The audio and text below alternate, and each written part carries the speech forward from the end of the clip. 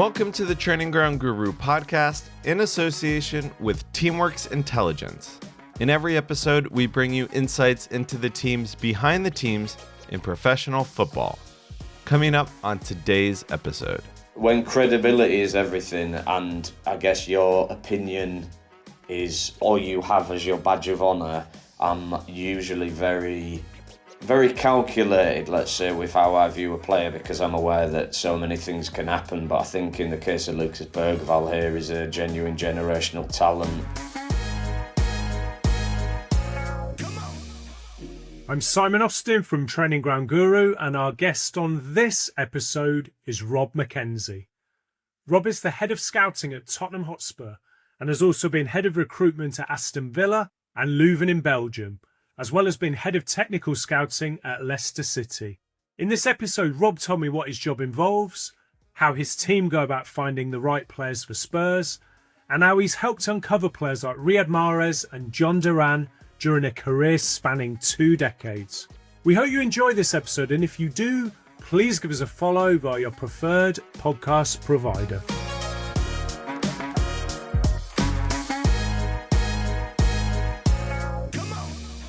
Thanks very much for joining us on the podcast, Rob. It's my absolute pleasure, Simon. I know it's been a busy couple of weeks for yourself with the conference that you were so fantastically involved in last week. So now, look, I appreciate you taking the time and being willing to speak to me. So look, the pleasure's all mine. Yeah, brilliant. And I've been trying to persuade you to come on this podcast for seems like years. So delighted to finally get you on. Well, let's hope it's something worth waiting for. Now, look, I appreciate very much what you've brought to the industry in highlighting, I guess, the sheer layers and depth of what goes on behind the scenes. I know myself as a practitioner within the industry that find your insight, articles, interviews, podcasts, conferences thoroughly useful and enjoyable. So look, as I say, I'm more than happy to contribute, and hopefully, compared to the level of people that you've had on before, I'll hold my own and do okay. So to start with, you've had many different titles within the industry. You've been head of scouting, head of recruitment, head of technical scouting, I think, yep. Head of player ID. Some people can find it quite confusing what these different roles mean, yep. To start with. So now you are head of scouting at Tottenham. What does that involve? Could you just give us an overview, please? Sure. And as you say, look, I think, Simon, the reality within the industry is that clubs have such varied structures. They have such varied existing amounts of people with titles that also almost have to be honoured and worked with upon joining a club, for example. So I think someone's job title can actually mean many different things, even if it's the same title in this one club as maybe it is in another. Regarding myself, at the moment at Tottenham Hotspur, privileged to be the head of scouting, so my responsibility is to manage a team of 10 people at the moment, plus myself, within senior or first team scouting. So we're responsible for the identification and assessment and recommendation collectively of players from U19 international age groups up to first team. So that remit, if you like, falls under us as a department. Myself specifically, in addition to managing those individuals, instilling the processes, I guess my role is to support the technical director, Johan Lange, head coach Thomas Frank and his staff when we start initiating the discussions around what's required within our own squad, both here and now, but also in the future. And then I guess in the case of those meetings and discussions, bringing to life the stories and cases of players that we as a department position to be the most appealing, applicable, interesting, however you want to describe it. So it's bringing those to life and trying to showcase why we think they're a really good fit, along with obviously managing and assessing any players that come the other way from the head coach and his staff in exactly the same way. And then I guess I play a more introductory role when it comes to agents, from almost explaining our potential interest in a player where that we feel they might sit within our thinking at any given time. Prior to that, then I guess if it gets more serious in terms of our interest in it progressing to almost the more financial stage, let's say, then I pass that baton on to Johan Lange. So I guess my role's quite varied. Within that, obviously, myself, I'm out on the road scouting players live, because again, if I'm to be the mouthpiece of the department, I have to have a very strong opinion myself, and have to be essentially convinced about the players that we're suggesting being the right ones. Otherwise, that's not a fantastic place to be in. So yeah, I wear different hats across the role really, and it's quite varied, even though it's specifically focused on recommending the best players possible for us in the marketplace. And those 10 staff who work under you, Yep. Are they all based in this country? Are they all with the title of scout? So we've got quite a variety, to be honest. We have 3 people based abroad. So in our case, that's João Ferreira, Giuseppe Di Credico and Max Legat. So they're responsible for their own competition predominantly, whilst also scouting comprehensive Leuven competitions that we kind of distribute between the group.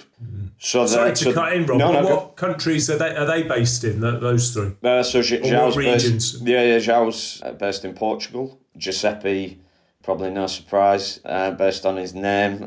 He's based in Italy, and Max is based in Germany. So my aim, look, everybody who approaches this, I guess, logistical task, let's say, they do it in a totally different way, but our priority has always been ensuring that we have the right people. Actually being able to travel anywhere to watch football is arguably, from a logistical perspective, as easy as it's ever been.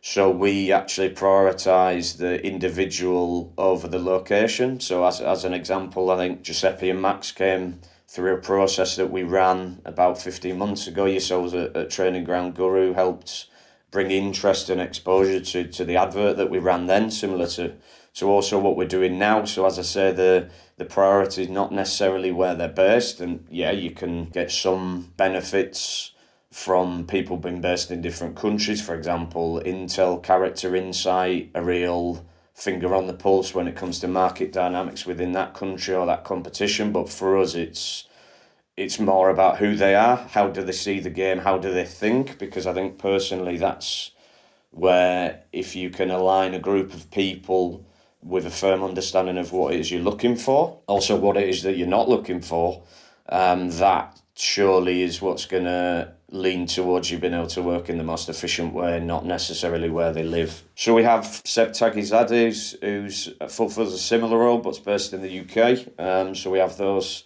4 in addition to Alex Fraser, our chief scout, who's also based in the UK. So we have, I guess, those 5 from a predominantly hands-on scouting, and not exclusive, but close to perspective, in addition to myself.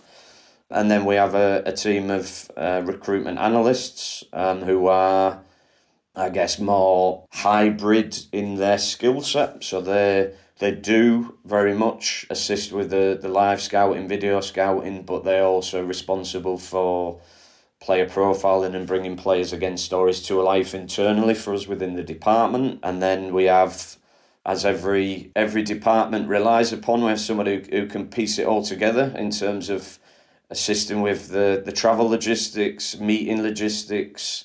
Whenever we invite people over, it's obviously so vitally important to ensure that first impression is as good as it possibly can be. So Jamie Bryan, as our scouting coordinator, does a fantastic role in that for us. He's based at the training ground.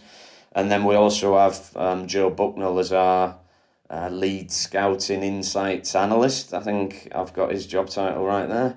And his role is assisting us exclusively within the scouting department with regards to data and objective insight. And he does a fantastic job in ensuring that across both identification and assessment, we have as much of a comprehensive understanding of what a player is currently doing, what they're potentially capable of doing. And yeah, that's something that we're able to understand longitudinally throughout their career. So that level of contribution to the department is really invaluable. Yeah. And we see the transfers happen within the transfer windows, but is it an ongoing process then where you're looking at players, deciding who you want to bring into the squad, how you want to shape it as a collective? 100%. I think anybody in my role at any club will tell you exactly the same. Look, you are continually assessing your own players week in, week out, let's be honest, when they perform for your club in your shirt. You're continually updating your knowledge and understanding about them, what they're potentially capable of doing, both short, medium term, maybe also in the long term. There's so many factors that go into hopefully being able to build a complementary and effective squad that those moving parts shift, change within season, out season. So yeah, look, we obviously as well have an idea of what we believe an optimal squad looks like. For example, I'm fortunate in obviously the level of club that I work for, that we compete in UEFA competitions. So you have obviously not only the Premier League squad rules to navigate, but you also have UEFA squad rules to navigate. So as I say, you have all these moving parts. You obviously have injuries that can happen both in season and during transfer windows, as we've experienced recently. So look, yeah, you are always I wouldn't even say one eye. You best have both eyes on not only the next couple of windows, i.e. season, so a January and a summer, but look, you're also looking beyond that. You know the contract expiries of your own players. You know the ones you want to renew, extend. The ones that maybe is actually the prime opportunity to trade them. Obviously, externally, you have players' contractual situations changing frequently as well.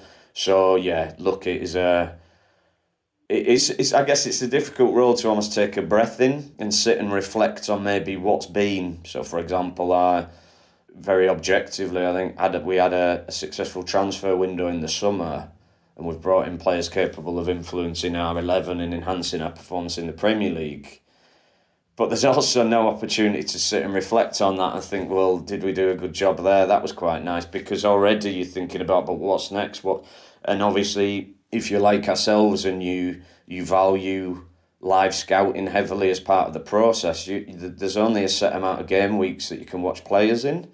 And if you don't maximise every single opportunity that you potentially have to be watching them in the most relevant games against the most relevant direct opponent, suddenly you can find yourself, and time's been and gone. So it's fascinating in that regard, in that, yeah, the reality is it's ever evolving and you're continually looking for what's next, as opposed to ever kind of really digesting and appreciating sometimes maybe what's actually happening right now. How much continuity are you able to have? Does the technical director set you kind of a long-term strategy of the type of players that you're after as a club, or is it changing all the time? So obviously managers change quite a lot in football in general. Yeah, they do, and that's something I think that you acknowledge that at times, yeah, that role, the person doing that may change. But I think, look, the best run clubs and certainly hopefully ourselves at Tottenham Hotspur, I think again there's just continual discussion, agreement and alignment between, you could say, key stakeholders. So that's typically ownership, chief executive, technical director, head coach, as to what should a typical recruit for our football club look like. Now, there will be nuances in how that player plays in terms of their actual skill set and profile, but I think the best run clubs are the ones from the outset where when they announce the player and they stand there with the shirt in their hand and you go, yeah, I think that's about right for what they typically are about, what they're aspiring to achieve. Hopefully cases like ourselves where there's a longer term strategy in place as regards to what the football club wants to continue to look like regarding a sustainability, squad planning. There should be, and as I say, in our case, there definitely is a level of understanding of what this person might look like, what age they typically might be. Again, an understanding or expectation of what experience might or should they have typically had I think if you look at our window in the summer, and you look at in terms of the players that we signed on permanent transfers, in terms of, I think, Kevin Danso, Matthias Tell, João Palhinha, Xavi Simons, Randall Colomowani, Mohammed Kudus, all, just as an example, exposure to playing in the Champions League previously. For us, if we're to continue to aspire to operate at that level, signing players with prior experience of managing those competitions in terms of from a game, a workload, like if you like, management. For us, there's a whole host of factors that go in, but whilst the head coach, and rightly so, brings a nuanced perspective on this is specifically what I want an individual to do on the pitch, I think within the best run clubs there is a solid understanding of what a future player for your club might and might not look like. Very interesting.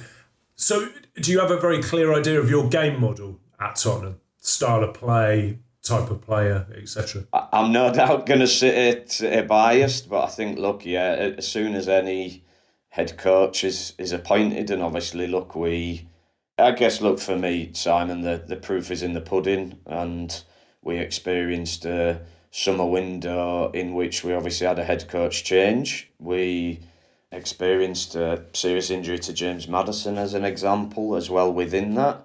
But in the players that we agreed to sign as a collective, and obviously led by Thomas in that regard, they're all playing regularly and contributing to our 11. And for me, that is the best indicator that there is agreement and alignment in these different positions and totally different skill sets. If you consider what João Palhinha is capable of bringing to a starting 11 versus Mohammed Kudus, these are distinctly different players, but equally they reflect the qualities and the attributes that Thomas Frank wants to have within his team. So we have a strong understanding. Again, I think sometimes a strength can be with actually having levels of flexibility. So again, I think in some clubs it's a case where there's a strong game model and an understanding of style of play, and I'd like to think we're the same. But in terms of, again, recruits that are brought to a club, sometimes it's the desire of a head coach to have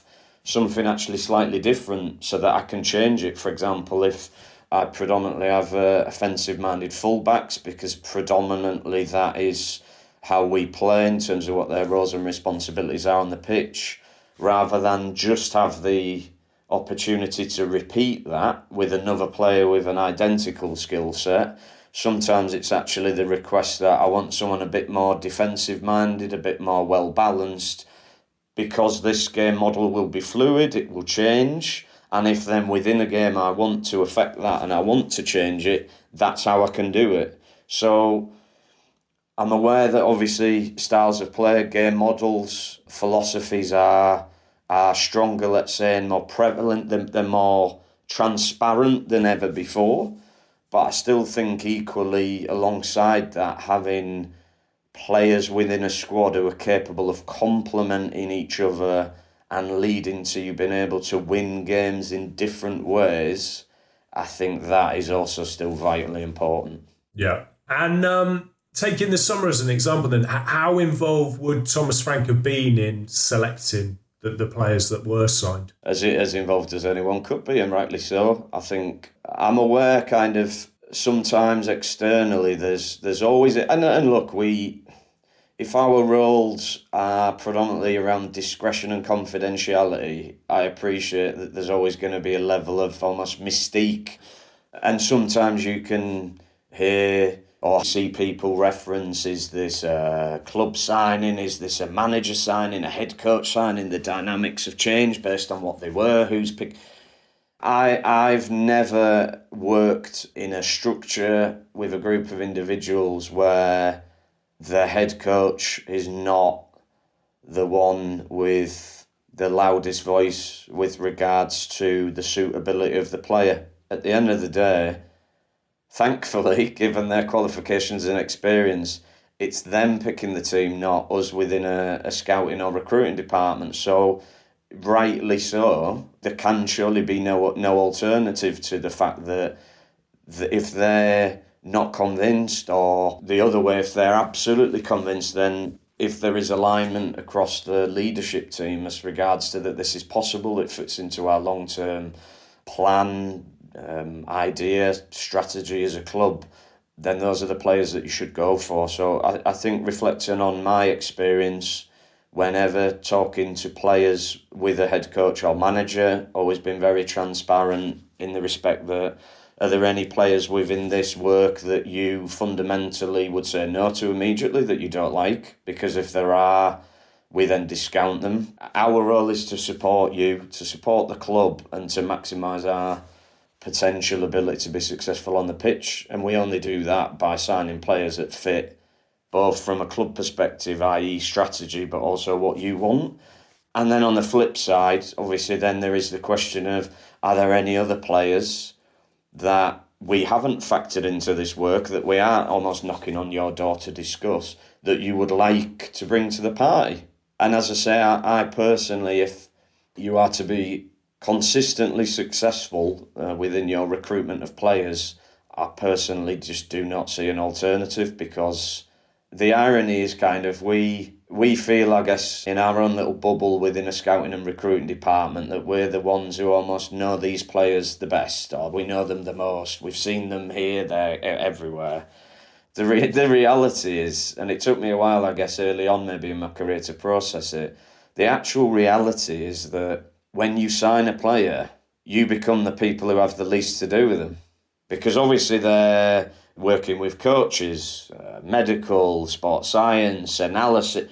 They're not coming into our office to say, oh, all right, guys, who are you looking at to potentially replace me in 3 years' time?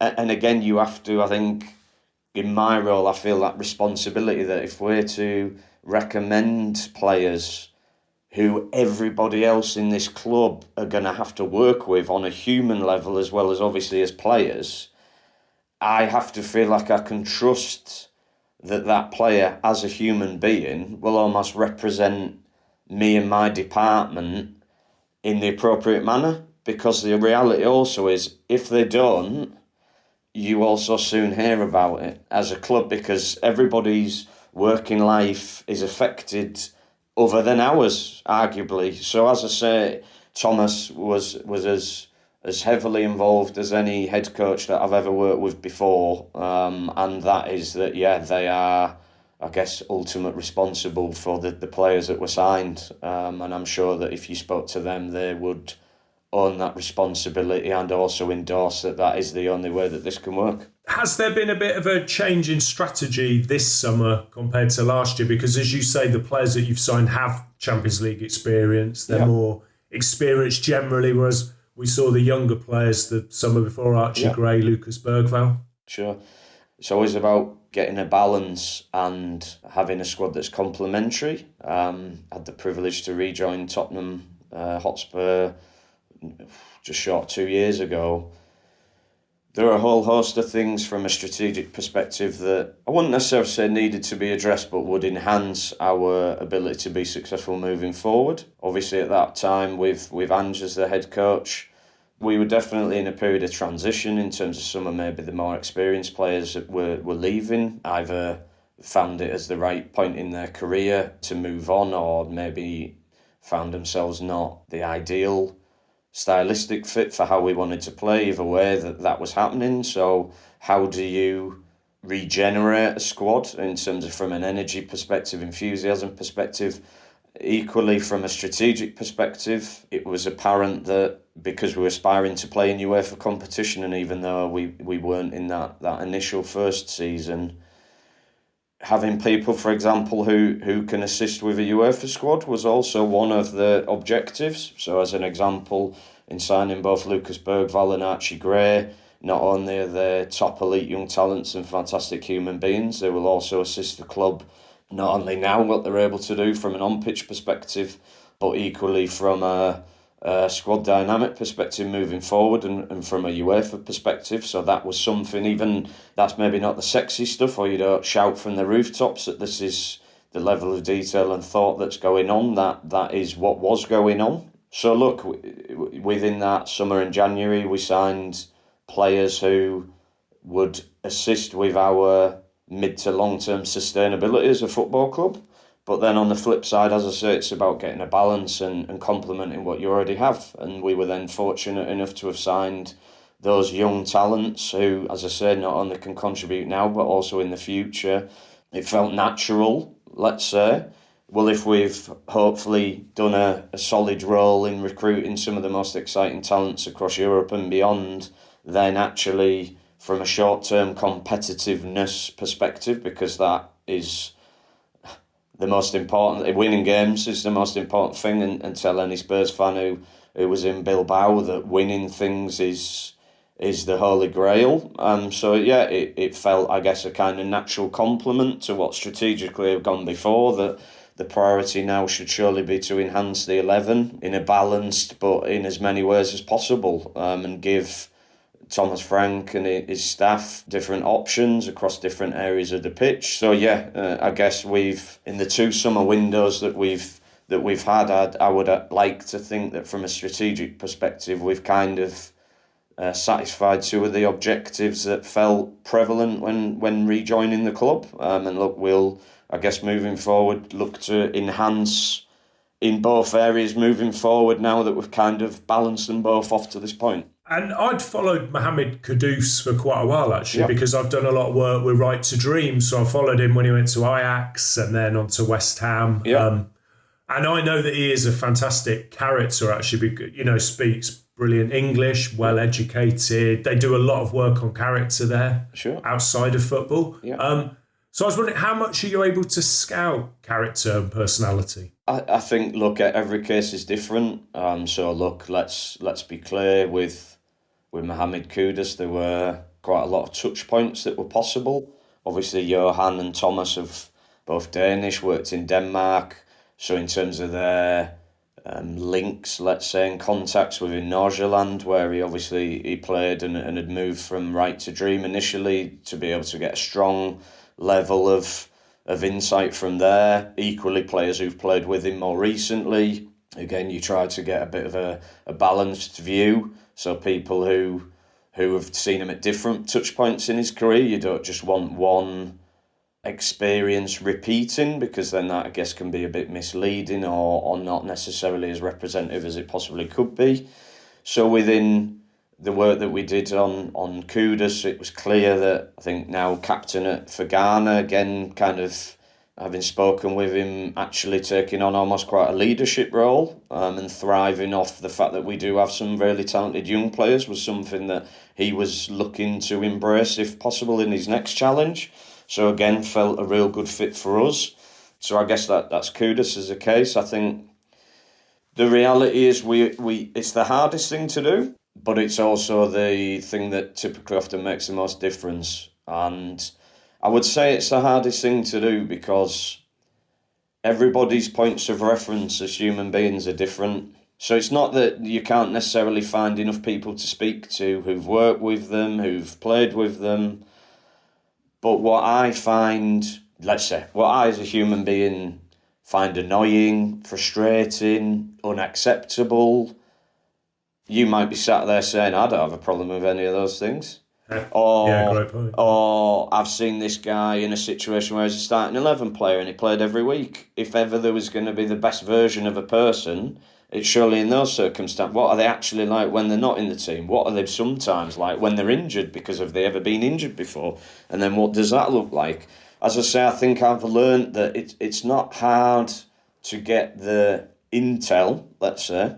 The challenging bit is trying to understand the real reference points that you have in your club, your key stakeholders, and then how does this individual fit? So Thomas Frank, as example, has a very strong, and rightly so in my opinion, places a very strong emphasis, as a lot of head coaches have, but I guess he's been more maybe explicit in describing what it is that he expects.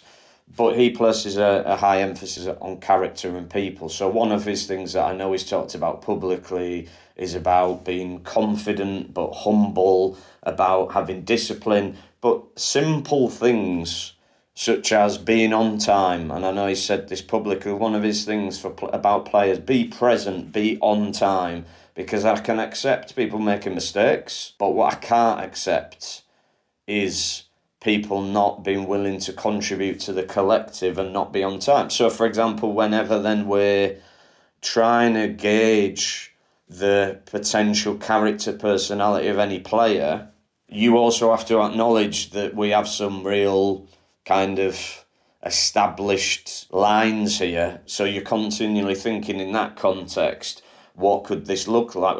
Are there any indications that anything like this could be a thing? Because we know if it is, this is probably not likely to go well. So, as I say, I don't think it's necessarily that difficult to get intel. It's almost how you interpret it, because, as I say, people don't like speaking ill about people. They don't. As human beings, we're not wired to openly criticise people immediately or potentially talk someone out of having an opportunity. So again, you have to contextualise what somebody might be saying to you, and if you can skillfully challenge them, even a question such as, well, what's the most frustrating thing that you've ever seen? And almost try to really consciously try to eke out any little different thing. But as I say, it depends on, the people that you're speaking to yourself and what their expectations of other human beings are. And we are, thankfully for the planet, all very different. Teamwork's intelligence gives clubs an edge that can enable smarter decisions faster. When most teams are drowning in data and not getting nearly enough out of it, Teamwork's intelligence can clear the way. Built by a powerhouse team of sports data scientists, engineers, and football data experts who have been shaping this industry for over a decade, we understand the challenges teams face. With data now at the forefront of scouting, recruitment, and team analysis, Teamwork's Intelligence has built a platform that turns billions of data points into precise models, predictive metrics, and insights that actually make a difference to a club's performance, both on and off the field. Ready to level up? Head to teamworks.com to learn more. And how important is physicality? Is that becoming more and more important? Because it's the Premier League is a league of high-intensity sprints performed over and over. I think the Premier League has positioned itself in such a manner where athleticism and physicality, if you do not have the ability to contribute to a game of Premier League football through one element of either an element of physicality or athleticism, your ability with the football has to be exceptional, because you will come up against athletes that if you are coming from an external competition that typically you just will not have played against before. And if you think that the Premier League has got to that point where literally almost everybody is they are an elite athlete first and foremost, obviously then that is very prominent within your checklist when assessing players externally, with regards to how, from that perspective alone almost, do we think they could potentially cope within this competition, and how does their skill set couple with that potentially look in the context of the Premier League. I remember when we were at Leicester and signed players from the Championship equivalent in France, for example, Ligue 2, and the players would say, even after pre-season games, that's the most intense game I've ever played in. And you think, but again, you have to understand it, and you have to learn if you're in my position, because you have to acknowledge this is real. So when we're assessing players, I think even Koulibaly, when he left Napoli to join Chelsea, I think he said, in Serie A, you can think and then you can run. In the Premier League, you have to think while you run. And again, if you consider the career that he's had and his sheer athleticism as an athlete, and he's still, after the amount of Champions League appearances that he's made, etc., and if he's then saying this is just a different world, it's something that you just cannot underestimate, because it is unique in that perspective. And as I say, it's positioned itself in such a way now where sometimes the potentially applicable future players for you as a club are getting less and less because look at who they're playing against. So many players are 6'2" and can run and can duel and can. It's if you look across Europe, across the world, in terms of different competitions, for example, that we cover predominantly. When you look at a team sheet, you look at the context and dynamic of a game, there is nothing that compares to this. There just isn't. Some are closer than others, of course, but across the course of the competition and all the teams playing in it, it's unrivaled. Yeah.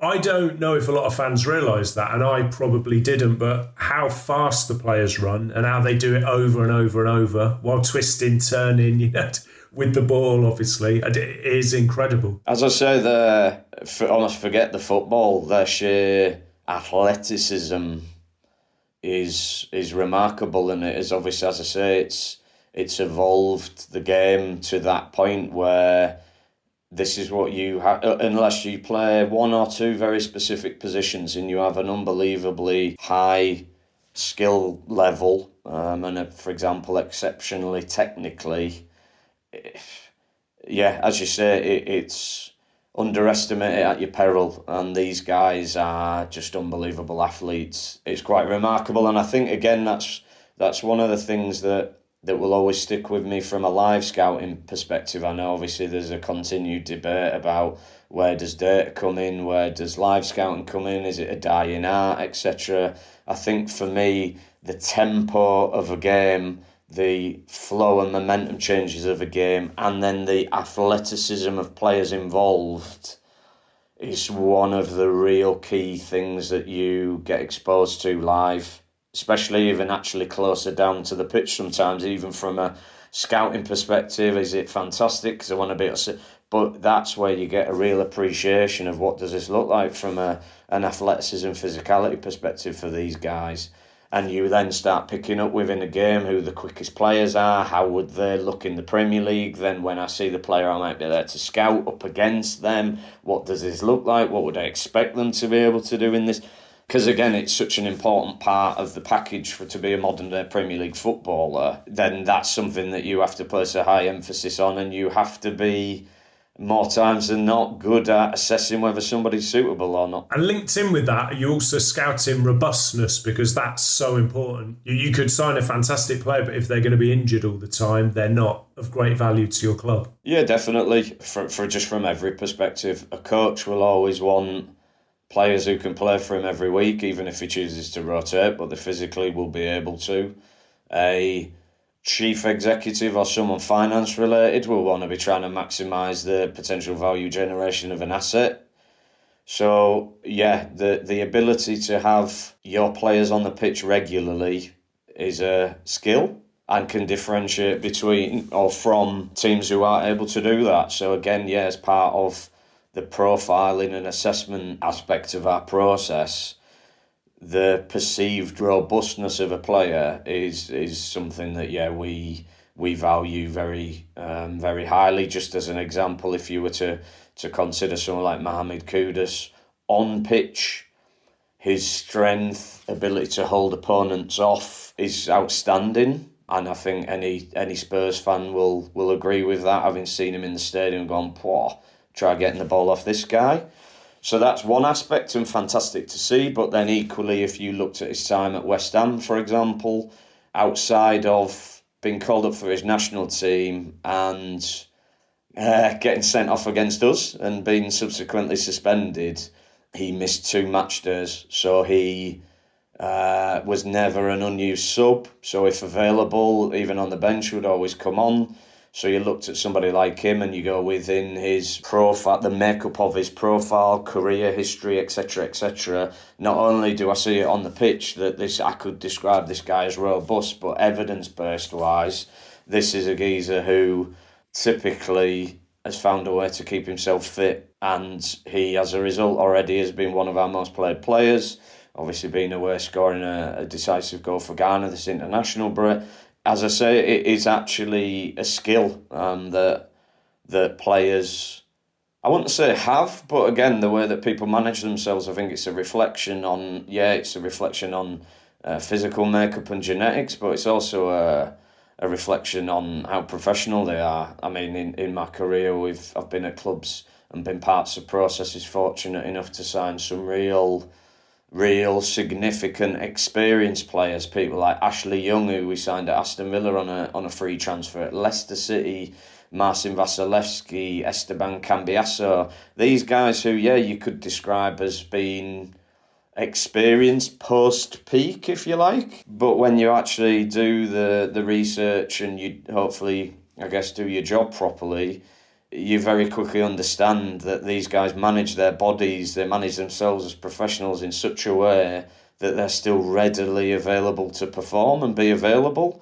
I mean, Ashley Young's playing at Ipswich, I think, now at 40 years old, and it's that aspect of the process, if you like, I think, is so insightful and something that, whilst it needs context, is vitally important when sitting in front of a Premier League manager, head coach, and saying, we think this guy's a good option, because you have to believe it yourself, or you shouldn't be saying that to somebody like that, and they'll soon work you out, I think. That's not going to guarantee they won't get injured, though, I suppose. It's still going to be down to the way they're managed within the squad in training matches, luck as well. And that's it. And you're 100% correct with that. I think my philosophy is control the controllables and try to minimise the risk and maximise the chance of success as much as possible.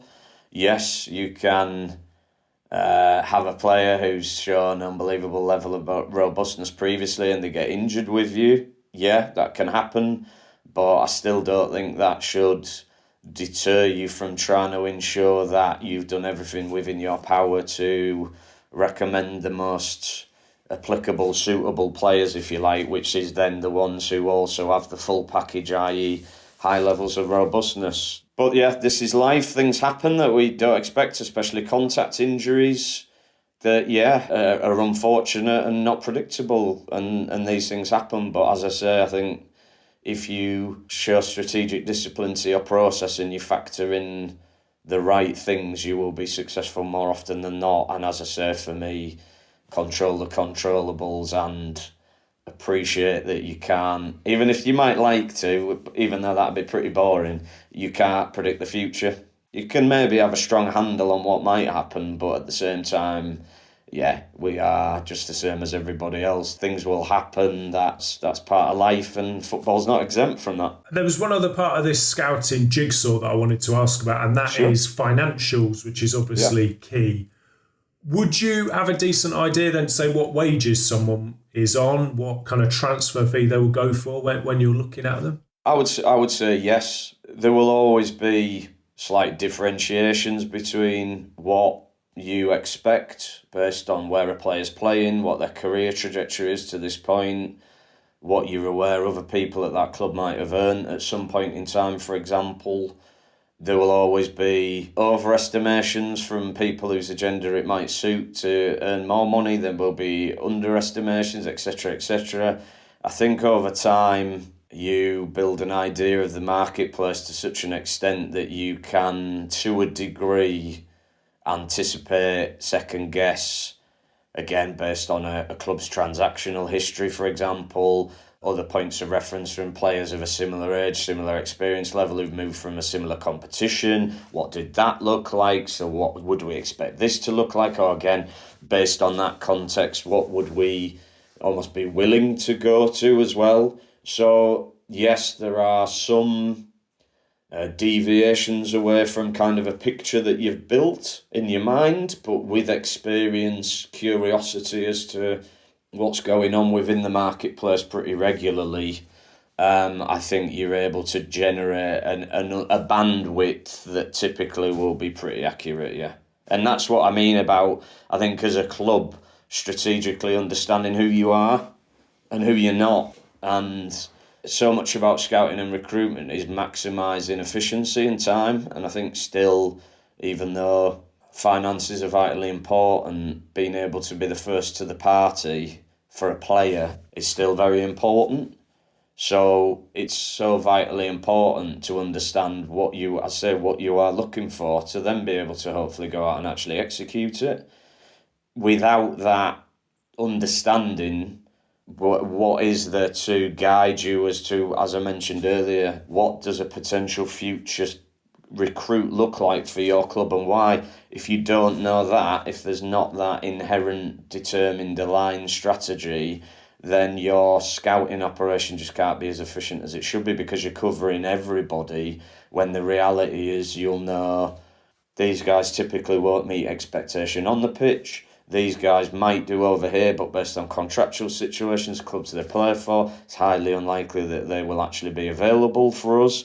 It's finding that sweet spot of players where you maximise your time, energy, and then hopefully act and execute. Yeah. I'd written quite a few topics down, but we've taken up most of the time talking about Tottenham, which has been fascinating. That's the way conversations go.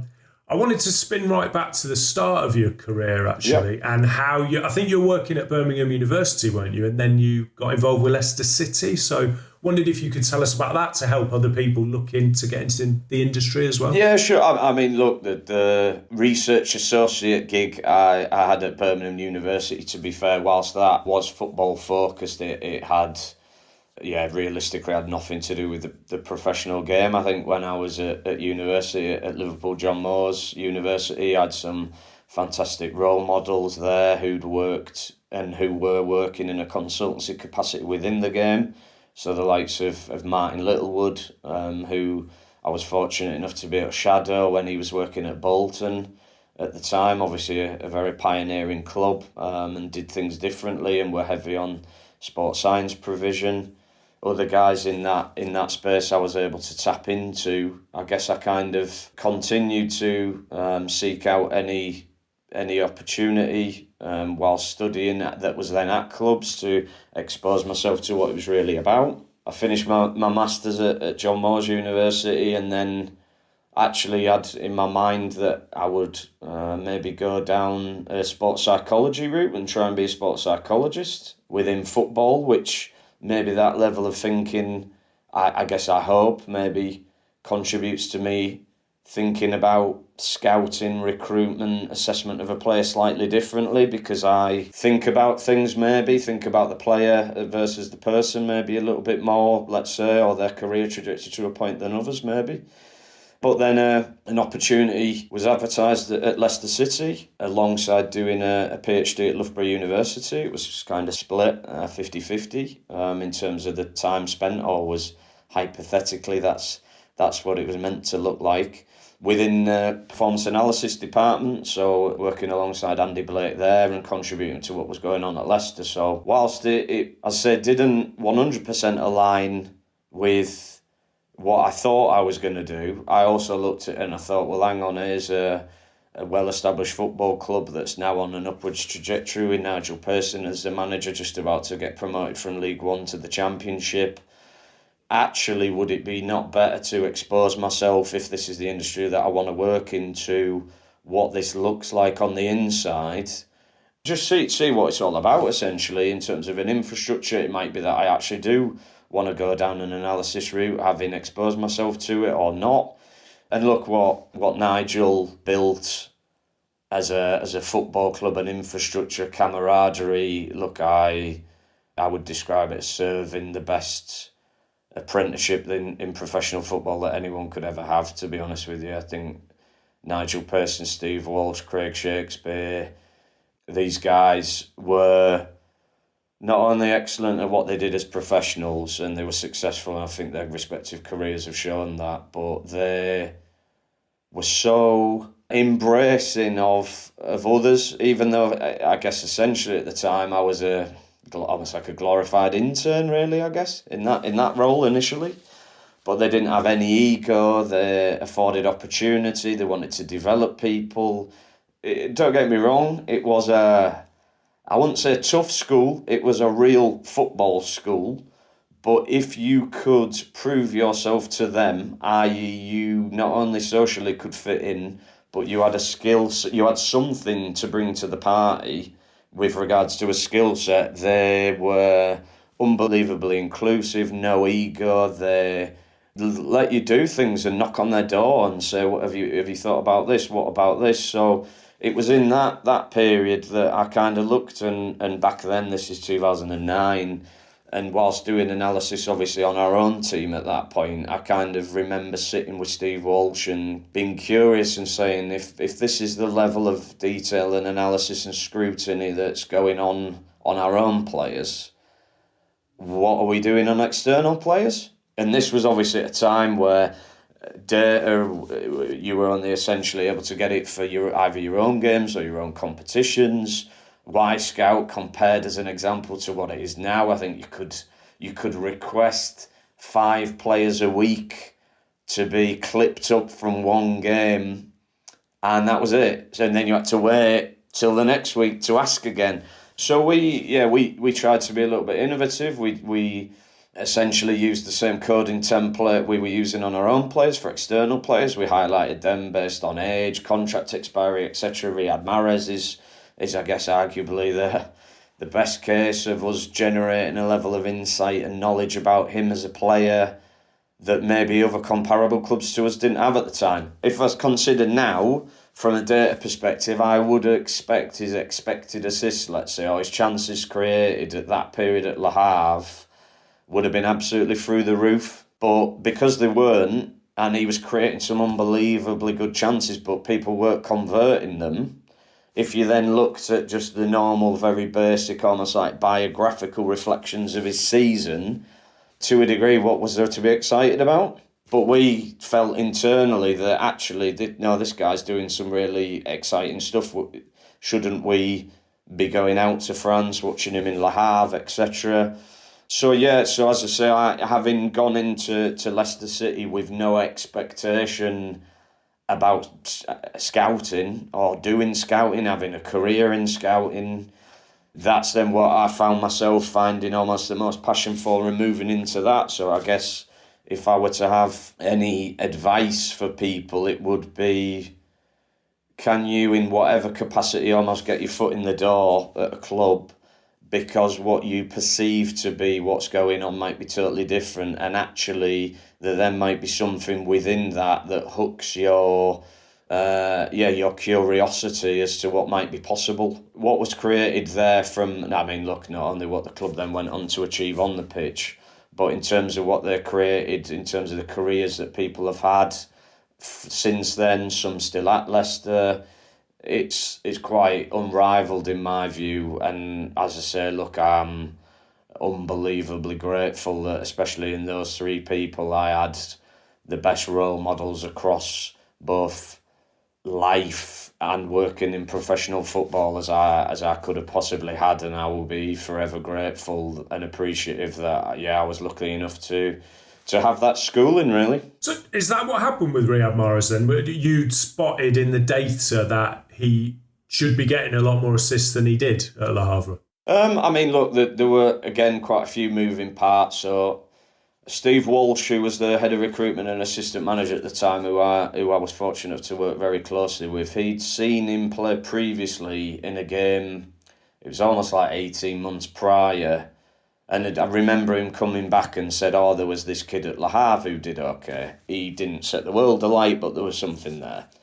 So it was almost then fast forward 12 months and we begin a process on, can we find a winger capable of coming in January, supporting what we already have with potential future to go on. But at that time, we had little money to spend, was the reality. I think that summer we signed 3 transfers. We had a group of players who a lot of them were coming out of contract and weren't sure if they would be staying or not. So again, there was a sensitivity around if we were going to sign anyone, who do we sign? Because these guys are actually delivering on the pitch at the moment for us. So when I guess we started then this batch of work, if you like, on, well, who are people either in our competition, comparable competitions? One of then the criteria was contract expiry, like you've just asked me about, what anticipated transfer fee would we expect for a guy with an expiring contract at the end of the season in Ligue 2 in France. So then it was when we started to go through this level of work across however many players we seriously consider. I think it's maybe 6 across Europe, as well as other guys playing in the Championship or above. And it was then doing that work that we were then like, this feels like we significantly need to revisit this player. So I remember David Mills, who was the chief scout and had a very trusted opinion, and rightly so. He went out to watch Riyad and came back and was positive enough about him and said, yeah, I think this is a good idea. So then when we sat with Nige to kind of again revisit and kind of bring his story to the party, Nige was then like, right, you and Walshy, I want you to go watch him. There was a very small window of opportunity to go watch him. Because obviously Steve's role was assistant manager as well, so he was present at every Leicester game. We played away at QPR. I think maybe we won 1-0. Vardy shot, I think, across goal. But that was a 12:30 kickoff on the Saturday, so to get to Le Havre and back on the Friday night, to then me be able to drop him off in time outside of Loftus Road was a logistical challenge in itself. And the actual day of going to watch him play against Auxerre was, again, people who do live scouting will be able to confirm or attest that, I mean, the things that happened, I didn't think we were going to get there on time. It was carnage when you're actually leaving Heathrow Airport at 9:30 in the morning and you can't get to Le Havre for an 8 p.m. kickoff. Like, how is this possible? But I guess going back to it, yeah, the thing that stood out with Riyad was just the sheer positivity within his game, the ratio of times he would take players on and be positive, either with a line-breaking progressive pass, chance created, the quality of chances created. Based on this other group of players that we're looking at, he essentially was off the charts. And you're kind of like, if he can translate this to the English game based on his physicality or lack of. I remember sitting in some stadiums even after we'd signed him and listening to the scouts talk around you, and have you seen this Mahrez at Leicester? He's built like a stick. He's this, and you were like, but have you tried to get the ball off him? And it was then fascinating, really, I think, for me as a learning experience. Obviously, look, we were fortunate enough to sign him at Leicester, and he's gone on to have an unbelievably successful career. But he still plays the game in the same way, and almost those ratios, if you like, of work we were doing internally around sheer positivity, what's almost a percentage chance that he's going to dribble or do something we were creating internally. If you then actually assess this time at Man City, as an example, those ratios were exactly the same. So he managed to transcend the levels by playing in exactly the same way. And I think if ever there's a special attribute or quality that somebody can have, dearie me, that's not a bad one. So yeah, he was just an excellent, an outstanding player. I think it's as simple as that. Is it getting harder and harder to find gems like that, unfound gems, because of the amount of data and video we have, as you say, that wasn't there then? And I'm thinking, like, well, I mean, Jhon Duran, who you signed at Villa, you could say that he was one of those kind of undiscovered gems. But generally, is it getting harder? I think the fundamental answer is yes, based on more clubs than ever operating in a similar fashion, i.e., with a business mindset that we want young talented players who will have not only growth potential as a player but equally from a financial resale perspective. So you now have far more competitors than ever before. There is still opportunity. So like you mentioned there with Jhon, I'd argue similar with Lucas Bergvall, who we were fortunate enough, or we were able to convince to join us ahead of Barcelona, which was a fantastic coup for the club. I think maybe the opportunities in which to sign these guys is the window's getting smaller and smaller, and you have to be able to react to less information faster. So in the case of Jhon Duran, like you mentioned, it was a guy who was signed out of Colombia, I think at maybe 15. He made his debut in Engarvado at 15, but moved to Chicago Fire. I think it was a record transfer for a teenager coming into the MLS. He had a slow burning start to his season, and why wouldn't you? You're coming from Colombia, you're coming to a new environment, new language, new club. But then it was kind of the back end of that season where you felt like maybe his performance level had stabilised, and actually it was then something really significant. So, like, for example, I mentioned him earlier, Joe Bucknell, who joined us at Tottenham but worked at Villa before. I remember him highlighting very much that there'd been a consecutive run of games towards the end of the MLS season in which Duran had then started to spike.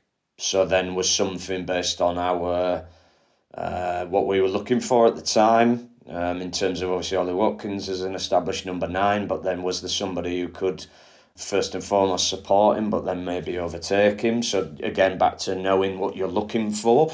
So a 19-year-old athletic striker in MLS is actually, depending on performance level, is potentially applicable. So almost then the work starts there and then. And when we presented him to Unai in that first January after Unai had joined in maybe the October, he was then of the same opinion that this was a unique case in the market and quite interesting. And I think, again, with Lucas, and here, by the way, is an unbelievable talent. I think I'm very cautious when credibility is everything, and I guess your opinion is all you have to go on, or all you have as your badge of honour. I'm usually very, very calculated, let's say, with how I view a player, because I'm aware that so many things can happen. But I think in the case of Lucas Bergvall here, is a genuine generational talent and a fantastic human being, and you realise that as soon as you meet him, that this is different. Here's a kid who has the humility of a 18, 19-year-old at the time, but who looks you in the eyes and gives you the impression that this guy can hold his own. And even if he will have the humility to listen to people older than him and show the appropriate respect, here's a kid who'll say, give me the football now and that'll do my talking. And that, again, you look at how stable and fantastic his family environment is. His brothers are players, Rasmus and Theo. His mum was a player. Just a fantastic support network that matters when you understand that there will be rainy days in football, and it's then who are people surrounded by and how likely is that to be what you want them to be surrounded by for them to come out maybe of the other side of anything. So with Lucas, it was a player who everybody knew about. I mean, the fact that he trialled at various clubs and for whatever reason things didn't quite go for him there. I remember sitting with Johan Langer and discussing him, and strategically, as I say, we'd identified, could there be any young, exceptional talents out there who could actually assist us both in the near future but also longer term for the football club, and really bring that excitement back to the supporters and someone to resonate with. And at the back end of his final season before we signed him in the February, it was on his birthday, his level of involvement at Djurgården in games, the fact that he was trusted to start and complete games in different positions, you just felt something it all started to piece together. So even again, he was a known quantity. You kind of then looked at this isolated group of games and situation, and you thought, but are people actually externally acknowledging that this is going on? Can they see it? Do they know? And we were fortunate enough, as I say, hopefully we're also good enough to execute what was a rare opportunity, a small window of opportunity, but based on the work that we'd done, the knowledge that we showed him and his parents that we had about him, his life to that point, his qualities as a footballer, how he would fit, that, we found ourselves as a football club in a position where an 18-year-old travelled to Barcelona, a club that I think even in the last 72 hours or so, Steven Gerrard, in the context of talking about Trent, has referenced, if Barcelona or Real Madrid's call, your head gets turned. We had done enough and convinced Lucas and his family enough that we were actually where he wanted to come. So he visited Barcelona and left Barcelona to go back to Stockholm to think. I remember me and Johan were on flight radar looking at whether his flight was actually taking off from Barcelona, because we knew what flight he was on. And you were like, is he on that plane? Is he going back, or is he just going to stay and is he going to sign? Because let's be honest, the normal timeline, if you go visit somewhere, maybe is then the second club would be, you're just going to stay there and sign. So you're kind of like, it might be an advantage that we're in this process as the first club, but equally it's easier to leave the first club in the knowledge you're going to the second. It's harder to then say to them, I just want to go think about, because they'll be like, but what's the problem? So I remember we were that excited and invested in it that we were like, is he on that plate? And then checking the WhatsApp messages and going, they're on one tick. Mate, this means because you're like, if he gets back to Stockholm, we've got a real chance here, because you don't go there if you're just going to sign. And then, yeah, sure enough, the news then came through that his choice was us. And that, yeah, even though we signed him the day after deadline day in that January, we signed him on deadline day, went to collect him and his parents from Stansted. And I guess he, as I say, falls into the unappreciated gem talent, if you like. But as I say, I think the reality is the window of opportunity now to sign these guys is getting smaller and smaller. And also, it's often when they're younger and younger than, for example, when we signed Riyad, and I think he was 22 as an example. Now, in 2025, you imagine that this transfer, like Lucas at the latest, is probably happening when he's 18. Yeah, no, that's fascinating. Yeah, so the clubs are actually going younger now rather than finding the players in those different territories that maybe people haven't heard about. That's their way of getting someone unproven. I think because the Premier League has developed as much as it has, it is getting harder and harder for a player over a certain age and experience level in a peripheral competition, let's say. It's getting harder and harder for them to potentially be good enough. And almost the reality now is, if they show the potential to be good enough at a young age, that is when players will start to move more and more. And as you say, you assess the marketplace now in 2025 and the age of players that are moving, the lack of experience that they've accrued to that point. They're moving earlier and earlier because the reality is everyone is almost in a calculated foot race to sign them.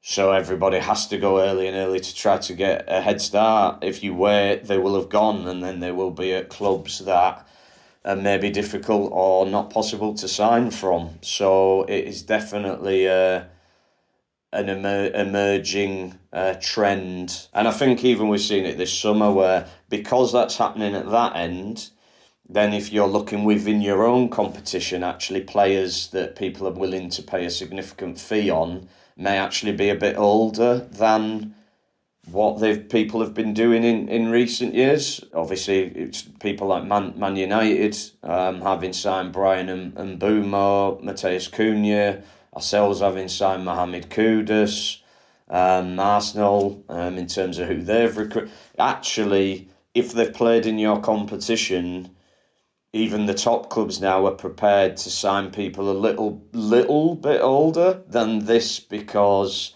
they've all gone when they were young. So then you hit this sweet spot that everybody's kind of trying to find, and actually there is not a lot of players in there that are actionable, or then if they're actionable, are they good enough? Definitely. Well, that's fantastic, Rob. Thank you so much for your time. It's been a fascinating chat, and I could have chatted a lot longer. No problem. I hope that's genuine, and you're not just being very, very, very kind. So, perfect. Thank you for listening to the Training Ground Guru podcast in association with Teamworks Intelligence. We'll be back next month with another episode.